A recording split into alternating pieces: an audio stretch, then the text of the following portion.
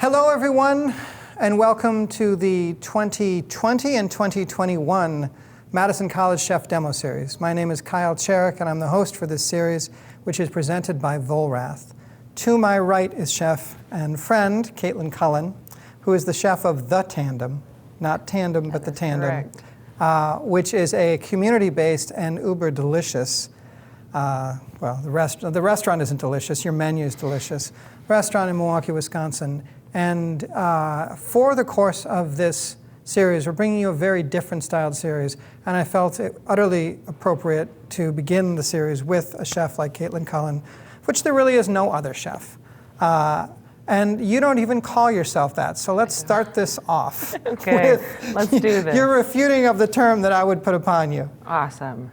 Well, I've never called myself a chef, I guess. I think that comes out of learning how to cook on the job rather than going to culinary school. I come into a place like this and see how cool it looks and all the gadgets that are there, and see a beautiful room designed for curing meats. And I am hearkening back to every restaurant I've worked in where that's like the coat closet and the health department comes and you run and grab the meat and you hide it because you don't have a HACCP plan. And so you don't even have enough hangers. You don't even have enough hangers for the coats. I guess it just doesn't feel like what I do primarily. I happen to cook food, I happen to be a restaurateur, I happen to be a community activist, and I happen to be a teacher. But of all the things, chef just still feels a little too fancy for me. So I'm going to run through your CV, and I'm going to get it wrong, but I'm going to hit on the high points that I know from our friendship from whatever it is, 7-8 years. Yeah. You grew up in the Detroit area. Yep. Your family had a small eat and drink place, and that's partially where the name of your restaurant comes from. Correct. So you had some food inculcated into your growing up. You went to school and trained as an educator, and you were a principal at one point. I was. Yeah, which is why I always stand up a little bit straighter when I'm around you. I didn't know this subconscious thing was going on. Where that transitioned to, when I met you, you were working for Karen Bell, a wonderful Milwaukee chef who's been nominated for a James Beard twice now. And you were working there. You didn't exude to me any I'm going to do this here. I mean, sometimes you can just feel the energy of, I'm working here so I can sponge up as much as possible and I can move on and then I can open up my own restaurant and I'm going to serve my food. Yeah. And none of that poured out of you when you were at Bavette. Yet, you opened up your own place in one of the most ass-backwards locations with a zero training plan, with a terrible business plan, and all of it was centered around community, and the food was delicious, and the service medium grew day to day experience, taking it day to day. But that was all superfluous to why all of us came. So, talk about one. What did I miss along the way? Yeah. And then, opening a restaurant is one of the most difficult things. That's horrible. I would not suggest it to anyone. Yeah, birth triplets or the only way out is bankruptcy. Right. There's no escape. Which you've been incredibly close to. A bunch of times I've gone further than just Googling how to file for bankruptcy, but I've actually gone to the website and looked into lawyers. Yeah. How did I end up opening a restaurant for being a school teacher and then working at Bavette? I think in working at Bavette, I really was just trying to sponge everything up, but I was considering a change of career and never anticipated opening my own restaurant when I worked for Karen. I thought I hit the jackpot. I mean, cool she crew. paid me more money than I've ever made to clean kale and cook stuff and hang out with people, and I liked it a lot. I got free beer there every day. I mean, it was a really good gig. And it happened on accident, really. I had moved back to Michigan. In 1 year, both of my grandfathers had died and who had raised me. It was just this disconnect, why am I so far from family? And so I went back and then I was this is why I'm so far from family. And I love my family dearly, but that distance helps relationships a lot. And so I found myself in Michigan trying to help somebody open farm to table artisan makers food hall. Like think every trendy buzzword possible. My job was to go there and figure that out. And everyone had to get a knife tattoo right here? Exactly, right there. And a spoon up the finger, just for the cocktail spoon. I've been there. And so, there's a couple thousand of them across the country. Yeah. I paid $45 for a cherry reduction with seltzer water. I mean, exactly. It was awesome. But that's, so I was doing that, and that was paying my bills, but I was just, the result of that relationship was that I was going to have a restaurant in this space, which I wasn't even sure I wanted, but I had gone through the process of making a business plan over and over and over and refining it. And then right at that time, I got a phone call from Karen at Bavette, and I was like kind of drunk at a party, and she was like, hey, don't kill me. I know you just moved home 6 months ago, but there's this building in Milwaukee. And they took me on a tour of it, and it's a really cool space. There's orchards around the corner. It's a really agricultural center of town. It's the hood, and I think you'd really like it. And so I told this lady that I would call you. And I didn't know that Karen Bell was the through point. And Nell Benton, both of them. And so Nell Benton. The developer, Julie Kaufman, had gone and shown a bunch of people this building, right? And it was predominantly women entrepreneurs and chefs of color. A bunch of people, all strong women. Strong women and strong men of color, generally. And they all went in, and everyone took a tour of the neighborhood, looked at the building, and every single person was like, this is great. It's just not for me. It doesn't fit my brand. It's not what we're about. Yeah. But I know this one chick. She doesn't live here anymore, but I think she'd want to do it. So it's a long shot. And so, like I said, I was a little sauced, so I was like, sure, whatever. Send her my email. And then it just kind of spiraled out of control. Like I wasn't even sure I wanted a restaurant, but the more I tried to convince other people of what I was thinking would be a great idea, the more people just kept saying yes. So I'd like go to someone and be like, I got this idea for a restaurant. We're going to train kids on the job. I got to learn. From the neighborhood? Yeah, I got to learn at Bavette with no experience. But because I was white, I talked nice, I had a master's degree, and I was able to fabricate a good resume. Yeah. I got a job. Yeah. For more money than nothing. For more money than I've ever made. And free beer. Free beer. Sandwich place and became like something different. Dinner thing And it was just the two of us. The other guy called in. The other guy was in the bathroom with his drug problem at the time. Like everything was just a mess. There's a line out the door, and we're cooking our eyeballs off for probably 100 people inside and out. And all of a sudden, my hands just started moving better, and I was like, oh my God, I know how to cook now. And in my experience, in just the 7 years that I've been cooking, you get that all the time. It comes at different moments, but right when you might think, like, why am I working this job where there's just two of us here, and this kid's high in the bathroom, and there's a line out the door, and I hate my life, and I'm not drinking free beer right now, I'm crying, and then all of a sudden, in the moments that you need it, like, the job provides. So let's leap forward then. Everybody puts this community mantle on you. And oftentimes when mantles are put upon public figures, there's there's some cracks, right? Yep. For you, all your BS walks. Look, I tell everybody all my cracks. The one thing being, I never did crack.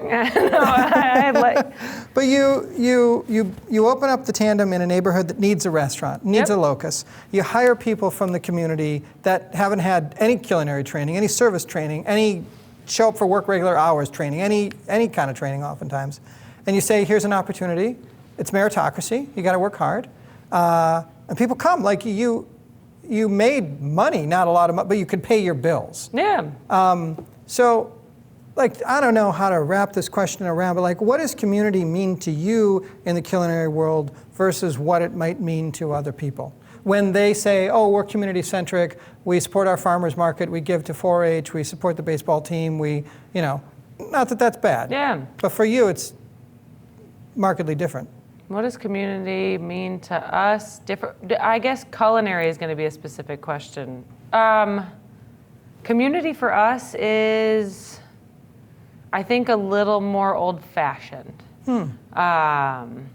And we're in a time right now where people are like, remember the good old days when black people couldn't vote. So I'm not trying to say it's old, everything from back in the day was good, but we really focus on our community specifically. Yeah. So it's not necessarily like I get my chickens from Amish farmers throughout a tri-state area. Yeah. They're not certified organic. They're not certified free range. I've seen pictures of the farm. Those are the pictures the farms provide. I have limitations. And so that aspect of community is important to me, but what has always been most important to me is the neighborhood in which we reside.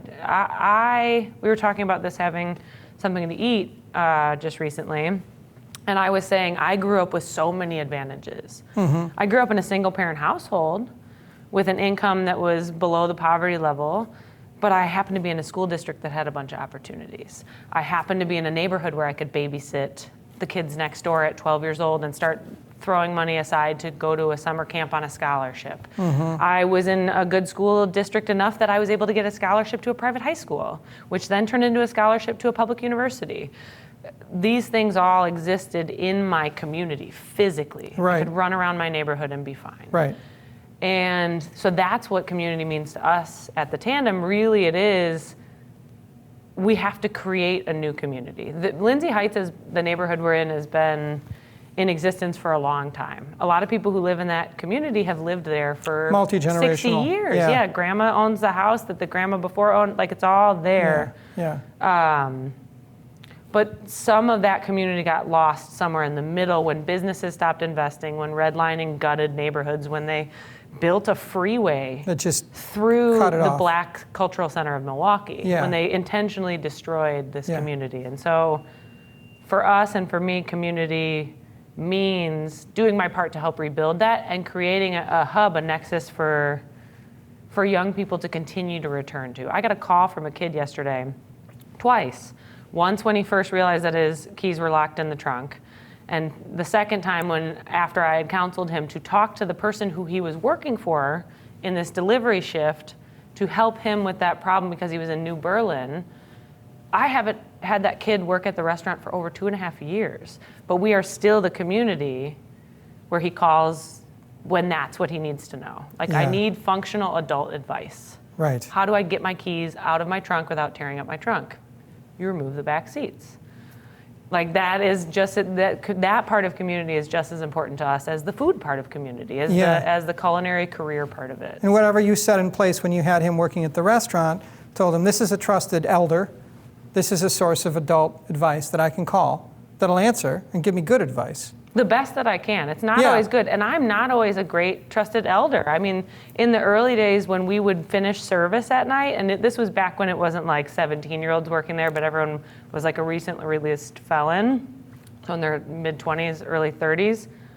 It was like a Drake video. Like, literally every night service would end to be 10 o'clock, and we would just like turn the lights off and lock the door and be like, we did it! We're still here! So like, I have not always done the best job of showing like what a strong mentor I can be. But we embrace our faults, and we really try and help each other like together.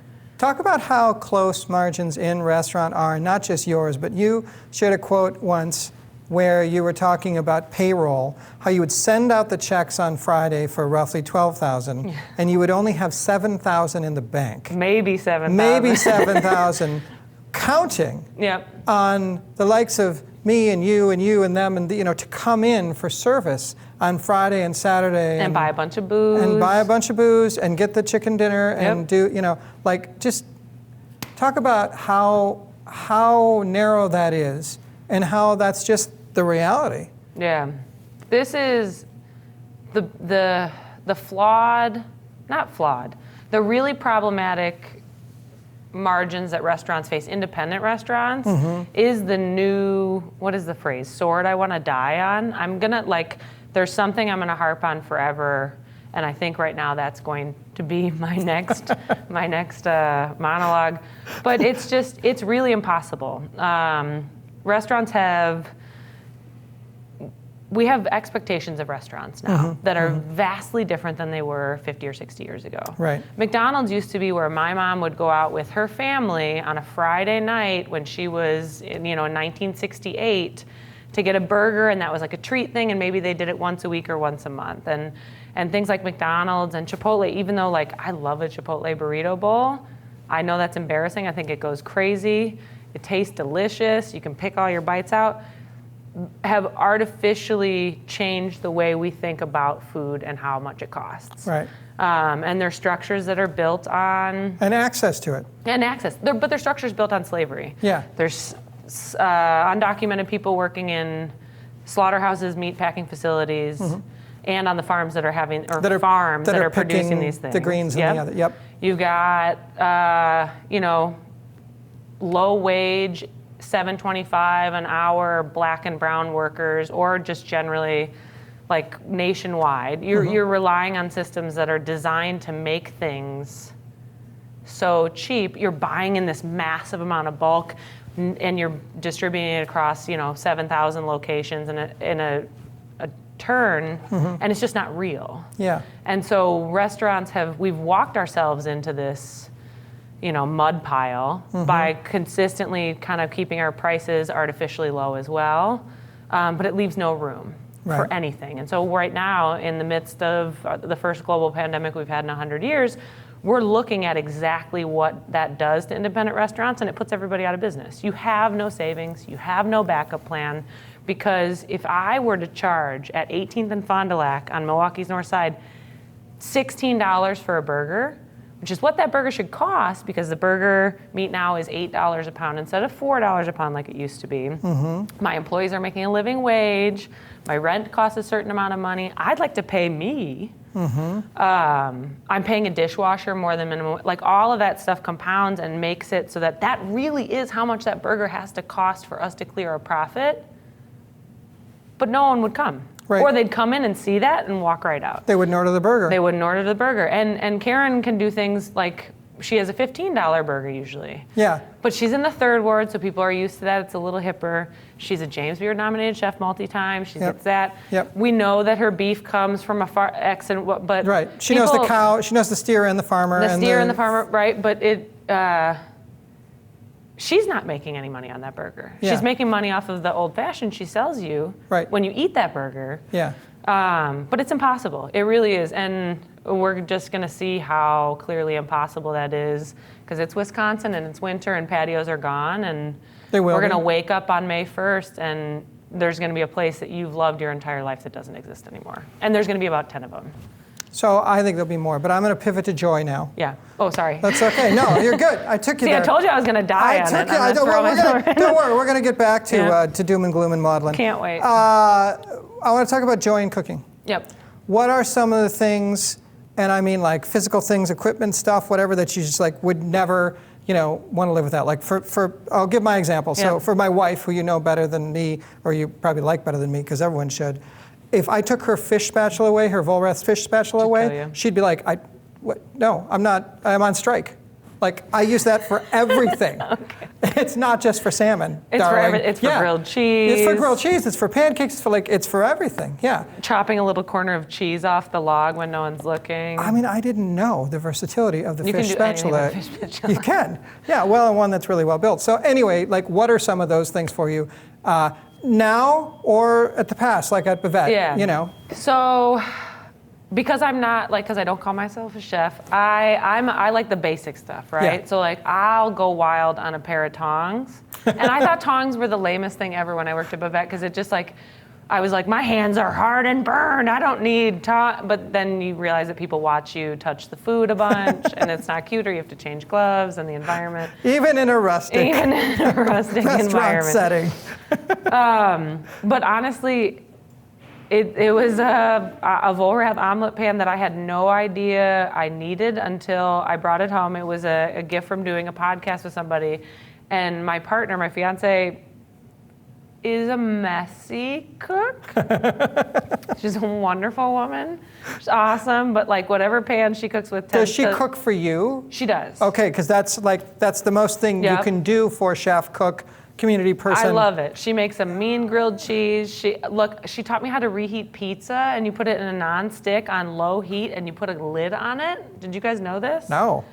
It's amazing. The crust completely becomes buttery and crusty. Everything melts. It's a slow process. You have to wait 15 minutes. But so whenever she does things like this, like grilled cheese or pizza, the pan tends to live on the stove until I get there, because I'm the cleanup crew when this happens. Yeah. And some days I work late. And so this pan where literally you can just wipe it out. It's been a life-changing experience. I had no idea such a pan existed. And so that, I think, is like, I didn't know I needed it, but that's my new can't live without. That's pretty... Happy wife, happy life. So what about joy through cooking otherwise? Like, you have some pretty intense days now, and we're going to pivot to how you're cooking now, which is not how you set up the restaurant. Pivot. Yeah, you're never meant to be this kind of grown up. But what brings you joy in how you're cooking now? I think what brings me joy in how I'm cooking now is that I'm actually cooking for myself now. So the plague of chefs everywhere is that, like, if you took a picture of our dinner after you had your dinner, it's a grilled cheese, or it's a box of mac and cheese, or a bowl of cereal. It's a Pop-Tart if you have kids in the house, and you can blame it on them. My favorite moment, not favorite moment, but big chef dinner, honoring another chef, the whole thing. They say to my wife and I, stay afterwards, we're going to open wine, hang out. One guy walked out with 2 boxes of cereal. And they were all like, oh, can I have some of that? Before they drank the wine. Cereal goes crazy because they didn't eat anything. If you drink the wine and you don't eat the cereal, this is a lesson I learned with the free beers at Buffett.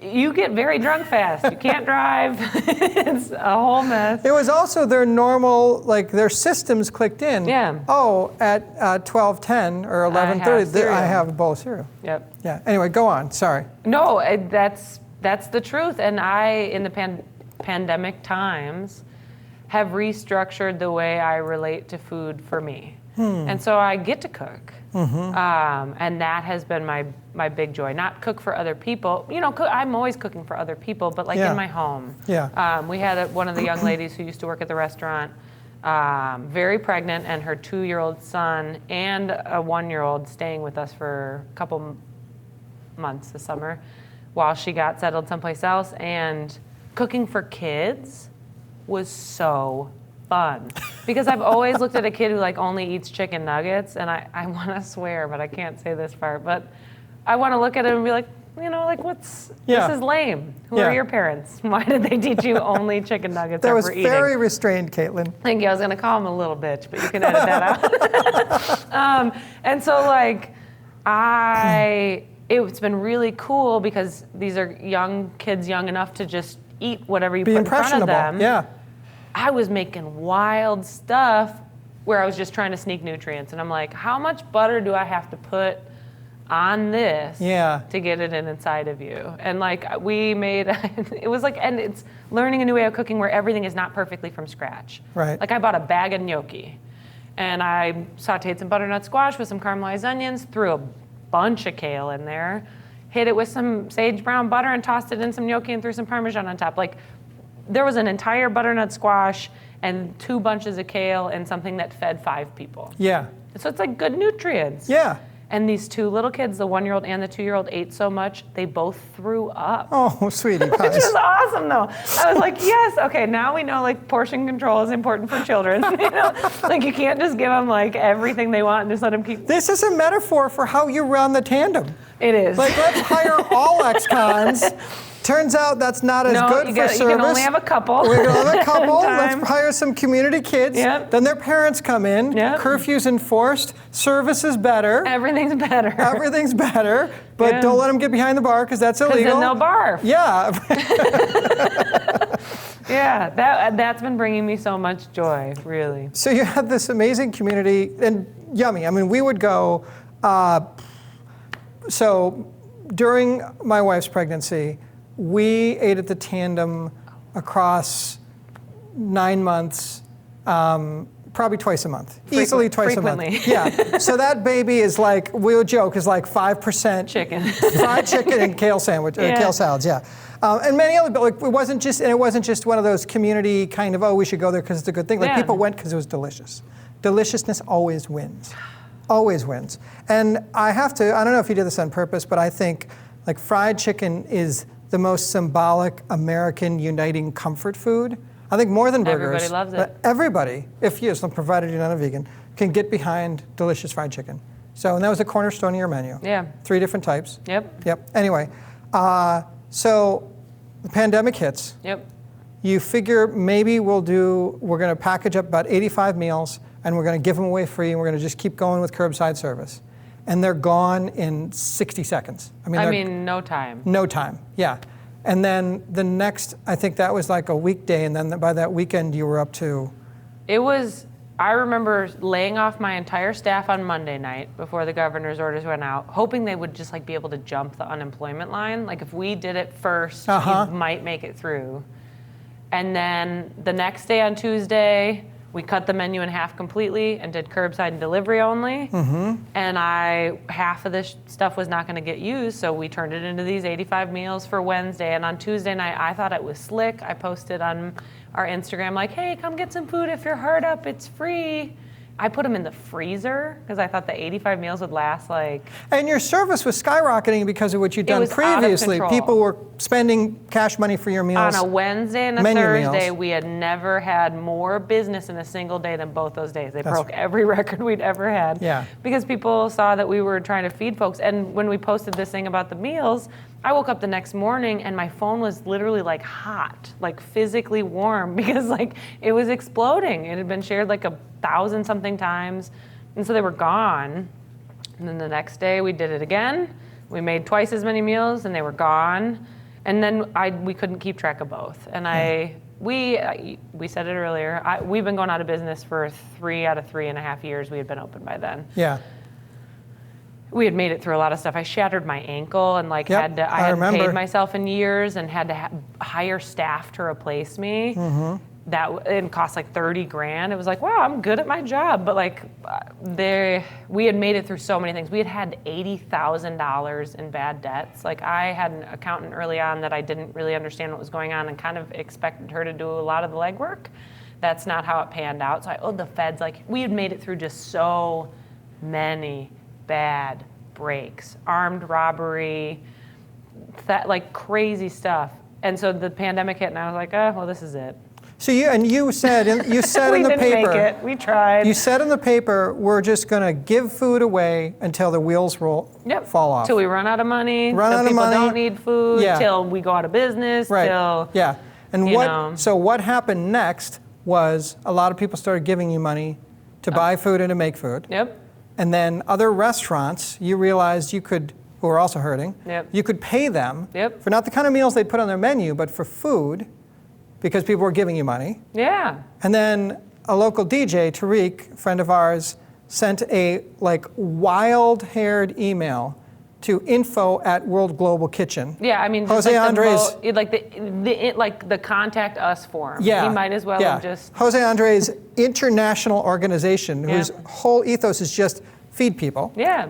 And the next day, they're like, "Hey, can you get on a phone call?" Like out of the blue. It happened several hours later. I don't like repeating how many times I am drunk during this interview, but I was like riding around. This is early pandemic, so my partner and I are walking around the neighborhood, drinking beers, saying hi to friends on the porch. Yeah. And so Tariq messaged me at like 9:30 at night on a Friday after we've been feeding people nonstop for like a month. I'm exhausted. I'm buzzed, and he's like, "Hey, can you be on a call at 9 a.m. tomorrow?" I was like, no, I can't. Well, I'll talk to you on Monday. I don't care who it's with. He was like, you have to be on this call. It's with the World Central Kitchen. World Central Kitchen. And I was Global like, Kitchen. World Central Kitchen. I was like, oh, I got to go home. I gotta get a Gatorade, and I gotta hit the bed, and I gotta wake up early and do this. And they were just such a no-nonsense organization. That's what I loved about them. The whole shtick for the World Central Kitchen is, in a time of crisis, everybody's there. Red Cross is there. Like there's all these relief organizations that are designed to do this. And when you ask who's in charge of food, everyone raises their hands, which means no one is in charge of food. Right. And so the World Central Kitchen really just does take money and redistribute it. It's wealth redistribution. So, and Jose Andre will just show up at a refugee camp. And his great story is like he was in a refugee camp, and it was after a hurricane or something like that. And he was making rice and beans because you're going to feed 10,422 people.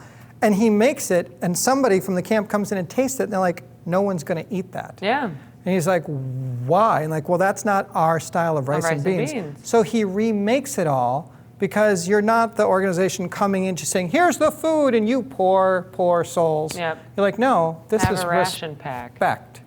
This is respect. We meet you eye to eye.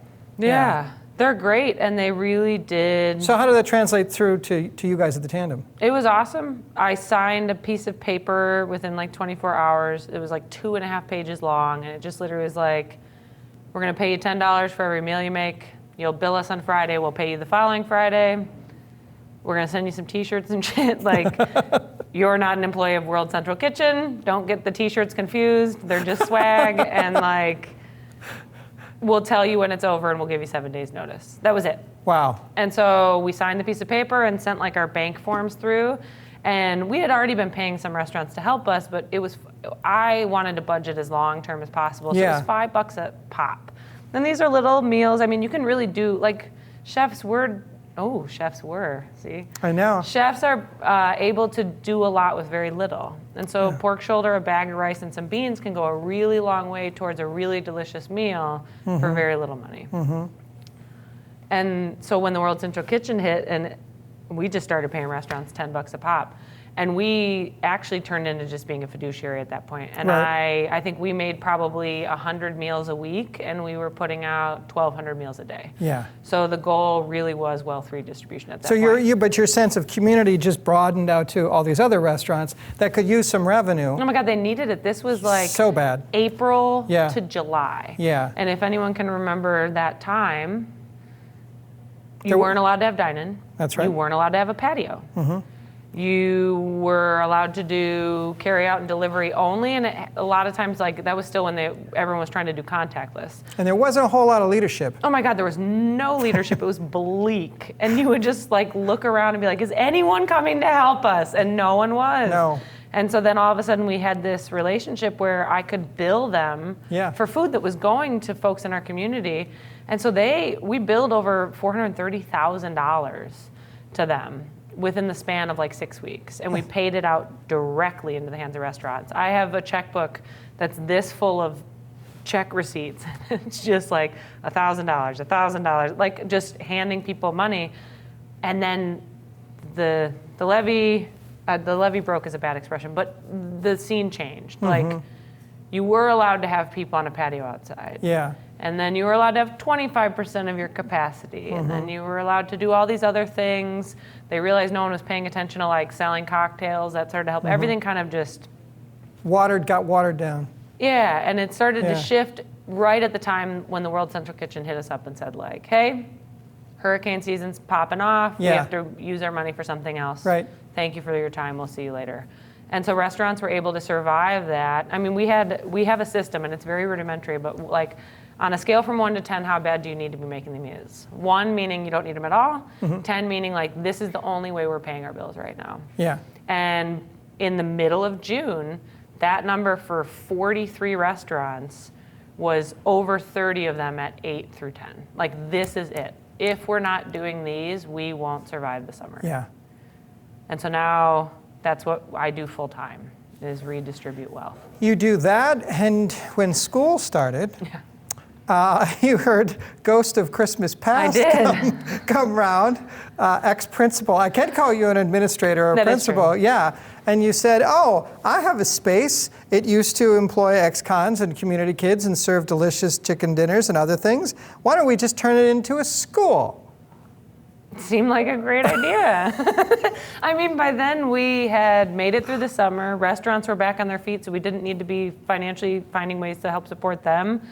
And I, just to be really frank, got home from a road trip for 10 days. We took a huge break as a staff when the meals stopped. We're like, we all get some time off. Totally fair, yeah. We've been nonstop. And I got back, and I really love my Sunday Times. And I usually just remove the outer section that has all the crap I don't want and read like the style section. But I got back and opened it up after being on the road for 10 days, and the front page was just basically like, kids are totally screwed. Yeah. Poor kids are the most screwed. And they were just breaking down why it was all falling apart. And I thought, because I had just gotten some time off to relax, that I would create a school. Sure. Okay, Laura Ingalls Wilder out there on the... And it's not much. We just tutor, a handful of kids every day. And we're open for whenever they want to come. We have volunteers that, we've pre-screened, they've gone through a background check. We make sure they don't have any like really gross white saver stuff when they send in an application, and they come and they help out, and kids get that chance to do their work, whether or not they have an engaged parent or not, or a parent who is an engaged parent who happens to be a working parent can just like leave you there, right. And you get a meal, and someone will make sure your homework gets done, so you don't flunk out of the 5th grade, yeah. which is like a really distinct possibility. In the midst of a global pandemic. In the midst of a global pandemic. You didn't really bring on in yourself. a school system that's already failing you. Yeah. Now we're going to fail you triply. Right. Because we're not only going to fail you as far as how to get your education, but we're also going to give you like bagged lunches for your main component of food for the rest of your life. Like it's a mess. So that's what we do. The long-term goal of that is we're starting next week we paid to get the website up. We paid to get volunteers background checked. We have this massive database of volunteers. We have this massive support system. And so now, and we have T-shirts for incentives for kids. We have restaurants we can pay to make snacks. And the long-term goal now is to stop the tutoring game for us and start giving it to every community center that for 4 months has been thinking like, how do we help with this school year? Congratulations, you can just do this. Yeah, here you All go. these volunteers are free, they're here, they're ready to go. Here's some laptops, you need some Chromebooks, we have 20. Like using the resource that we had to do whatever the hell I wanted to do, which was try and figure out how to make sure kids get to feed their minds and also like their bodies with actual food.